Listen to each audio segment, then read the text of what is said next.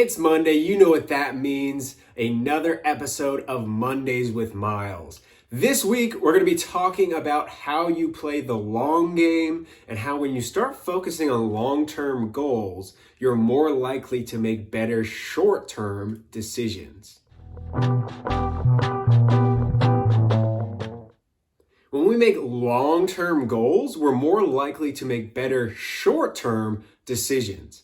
For example, if you are looking to retire by 50, or maybe you want to be healthy for your future grandchildren, making that a goal is more likely to help you make better choices today to achieve that goal. So it's scary to think about future grandchildren. It's not something we normally do. But if you know you're going to have grandchildren one day and you want to be healthy for them, then you need to start making choices today that are going to get you there. Maybe you start making choices to exercise more, or to eat healthy, or to do daily stretches, because you know those things will help you one day be there for your grandchildren.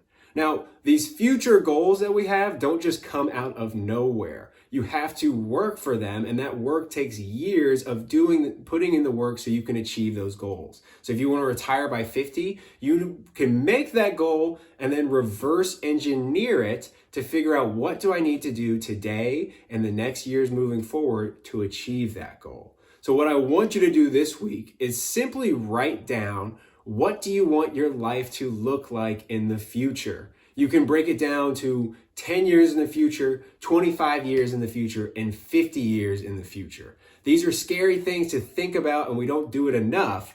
But if you can start planning and actually visualize what you want your future to look like, you are more likely to start making those better choices today that are going to get you there. So write them down and see how that affects your choices today.